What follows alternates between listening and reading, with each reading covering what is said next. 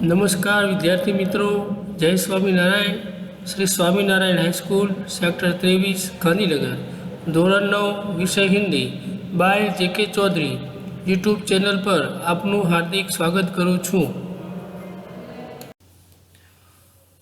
नाटक पूरा हो गया। शेखर ने सुंदर देसी शाल से उसकी प्रतिलिपि तैयार की और उसे अपनी पुस्तकों के नीचे छिपा कर रख दिया। पहले साहित्यिक प्रयत्नों की गति उसे अभी याद थी, इसलिए उसने अपना यह नाटक, यह अमूल्य रत्न, अमूल्य जिसकी कोई कीमत नहीं की जा सकती, वह किसी को नहीं दिखाया, सरस्वती को भी नहीं। और हर समय जब जहाँ वह जाता, उसके मन में एक ध्वनि गुंजा करती, मैं शेखर हूँ, एक अपूर्व नाटक का लेखक चंद्रशेखर, और मैंने अकेले ही बिना किसी की सहायता के अपने हाथों से उसका निर्माण किया है। स्वाधीन बाधाहीन भारत के उस चित्र का मैंने। शेखर ने अंग्रेजी भाषा का त्याग करने के लिए हिंदी भाषा में एक बहुत ही अच्छा, हमारे स्वाधीन देश के लिए एक लोकतंत्र का एक विराट स्वप्न, ऐसा नाटक हिंदी में स्वयं लिखा।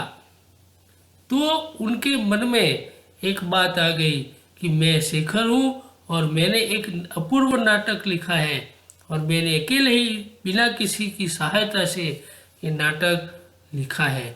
निर्माण तो निर्माता वो कर्तृवाचक संज्ञा है। शेखर के पिता एक दिन के दौरे पर जा रहे थे, एक दिन के प्रवास पर, और शेखर साथ था। बांकीपुर स्टेशन पर सामान रखकर पिता और पुत्र वेटिंग रूम में बाहर टहल रहे थे।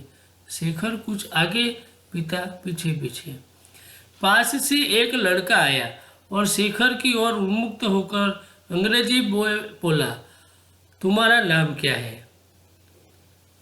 शेखर ने सिर से पैर तक उसे देखा। लड़का एक अच्छा सा सूट पहने था, सिर पर अंग्रेजी टोपी, और उसके स्वर में अहंकार था। शायद वो अपने अंग्रेजी ज्ञान का परिचय देना चाहता था। What is your name? तुम्हारा नाम क्या है? ऐसा बोलने पर भी उसने जवाब नहीं दिया।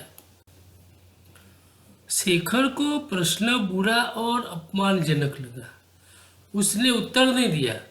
कुछ इसलिए भी नहीं दिया कि पीछे पिता थे और पिता की उपस्थिति में बात करते वह झिझकता था। उपस्थिति यानी कि हाजिरी, और झिझकना यानी कि संकोच करना।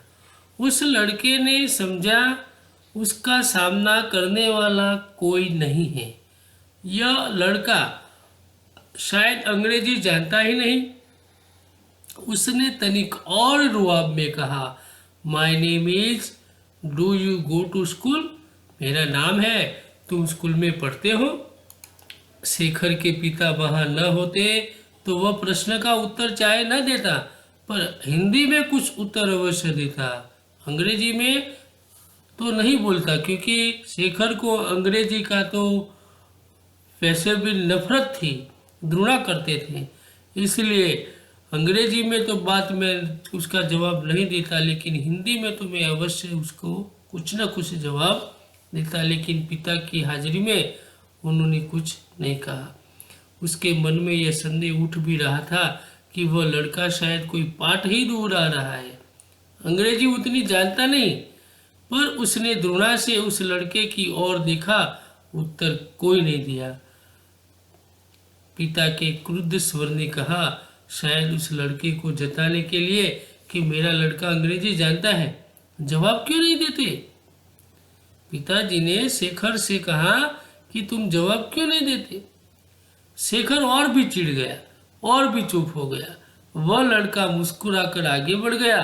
पिता ने कहा, इधर आओ। शेखर उनके पीछे पीछे वेटिंग रूम में गया तो पिता ने उसका कान पकड़कर पूछा, जवाब क्यों नहीं दिया? मुंह टूट गया है? तभी इतने में ट्रेन आ गई और शेखर कुछ उत्तर देने से या उत्तर न देने की गुस्ताखी करने से बच गया।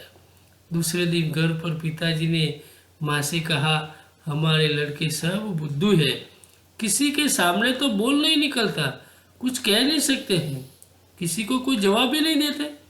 शेखर ने सुन लिया। इस प्रकार शेखर की जीवनी का एक उपन्यास, यहाँ एक बचपन का संस्मरण यहाँ लेखक ने प्रस्तुत किया है। सच्चिदानंद हीरानंद भाष्यायन ने बहुत ही अच्छी तरह ये संस्मरण यहाँ प्रस्तुत किया है। और अब उनके स्वाध्याय के प्रश्न देखते हैं।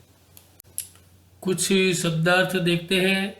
शैशव तो बचपन, बोलबाला यानी अति प्रसिद्ध, अनुमति यानी सहमति, परमिशन, अंकुश माने नियंत्रण, परित्याग यानी बहिष्कार।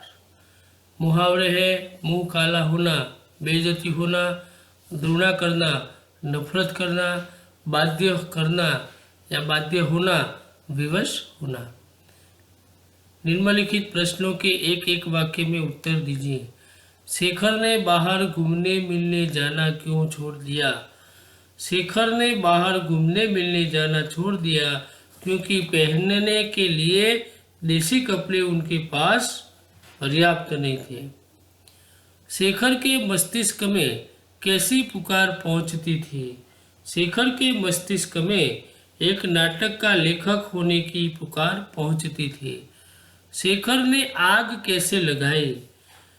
शेखर ने आग करके दियों से मिट्टी का तेल लेकर उसे आग लगाई। शेखर का गला खोलकर क्या गाने लगा? शेखर गला खोलकर गाने लगा, गांधी जी का बोलबाला, दुश्मन का मुंह काला। अंग्रेजी बालक ने जवाब में क्या कहा? अंग्रेजी बालक ने शेखर को चुप देखकर अपना नाम बताया और पूछा, क्या तुम स्कूल में पढ़ते हो? 2-3 वाक्य में उत्तर दीजिए। घर के सदस्य बाहर गए तब शेखर ने क्या किया? घर के सदस्य बाहर गए तब शेखर ने घर के सभी कमरों में से विदेशी कपड़े बटोरे और नीचे खुली जगह में ढेर लगा दिया। सभी इकट्ठे कर दिए और उनके ढेर पर मिट्टी का तेल लगाकर डालकर जला दिया। शेखर के नाटक का विषय क्या था? शेखर के नाटक का विषय, शेखर के मन में एक स्वाधीन लोकतंत्र भारत की छवि बसी थी जिसके राष्ट्रपिता महात्मा गांधी थे।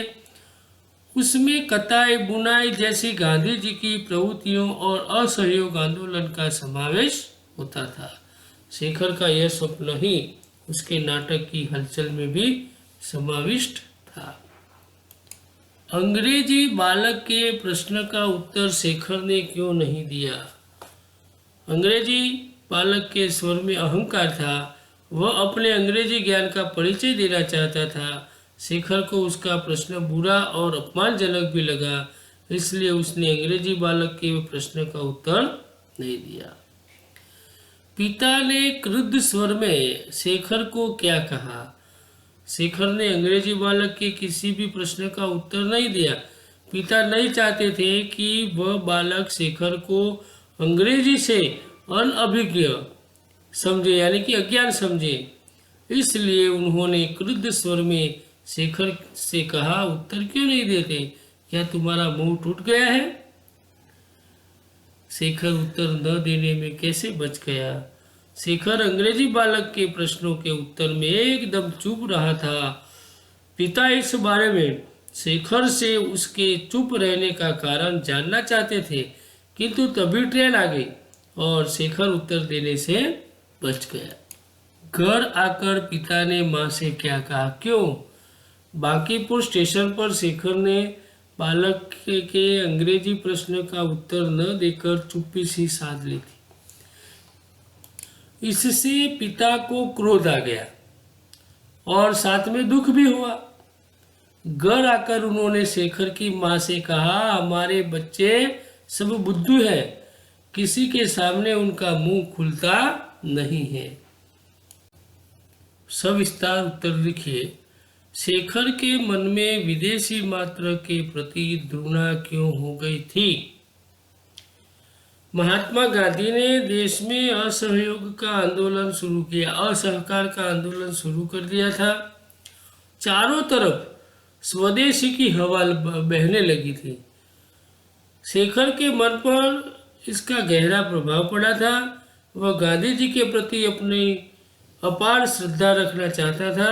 गांधी जी स्वदेशी वस्तुओं के उपयोग का आग्रह करते थे और विदेशी वस्तु देश से पराधीनता की प्रतीक बन गई थी। इसलिए शेखर के मन में भी विदेशी मात्रा के प्रति घृणा हो गई थी कि गांधी जी उनका त्याग करना चाहते थे, विदेशी चीज़ों का त्याग करना चाहते थे। इसके कारण इन्होंने असहकार का आंदोलन शुरू किया था। शेखर के घर में अंग्रेजी भाषा के प्रति गहरा प्रभाव था, ऐसा हम कैसे कह सकते हैं। शेखर के पिता और भाई घर में अंग्रेजी में बात करते थे। पिता शेखर को भी भाइयों के साथ अंग्रेजी में बात करने के लिए प्रोत्साहित किया करते थे। शेखर भी शैशव से अंग्रेजी बोलता था। बचपन में उनको वो अंग्रेजी भाषा बोलनी आती थी। शेखर की पहली आया ईसाई थी और अंग्रेजी बोलती थी। उसका पहला गुरु भी एक अमेरिकन मिशनरी था जो दिन भर अंग्रेजी बोलता था। शेखर को ऐसा लगता था जैसे अंग्रेजी ही उसके परिवार की मातृभाषा हो गई है। परिवार में अंग्रेजी का ऐसा चलन देखकर हम कह सकते हैं कि शेखर के घर में अंग्रेजी भाषा का गहरा प्रभाव था। लेकिन शेखर को अंग्रेजी भाषा से घृणा थी, विदेशी चीज़ों से भी घृणा थी। तीसरा प्रश्न है, शेखर का चरित्र चित्रण कीजिए। शेखर का चरित्र चित्रण का जीवन कैसा था। शेखर एक कोमल मन का किशोर, यानी बचपन की बात बताई गई है तो कोमल मन का किशोर है। गांधी जी के असहयोग आंदोलन का उस पर गहरा प्रभाव पड़ा है। स्वदेशी हित की हवा से प्रेरित होकर उसे विदेशी मात्रा से घृणा हो जाती है। वह अपने घर के विदेशी वस्त्रों को खुशी खुशी जला देता है। वह अंग्रेजी माध्यम का विद्यार्थी है पर अंग्रेजी को विदेशी भाषा मानकर उससे नफरत करता है और हिंदी पढ़ने में रुचि लेता है। वह अंग्रेजी बालक के अंग्रेजी में पूछे गए प्रश्नों का उत्तर नहीं देता। पिता द्वारा बुद्धू कहलाना स्वीकार करता है पर अंग्रेजी बोलना उसे स्वीकार नहीं है। इस प्रकार शेखर गांधी युग का एक प्रिय बाल पात्र है। शेखर ने नाटक लिखना कब प्रारंभ किया, क्यों?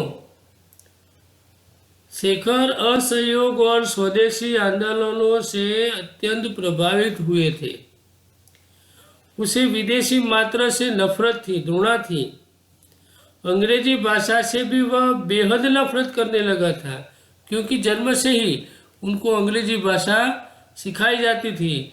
तो वो कहते थे कि अंग्रेजी हमारी माँ है, वो तो विदेशी है, तो विदेशी को हम माँ नहीं मान सकते। परिवार के नियंत्रण के कारण वह सक्रिय रूप से किसी आंदोलन में भाग नहीं ले सकता था।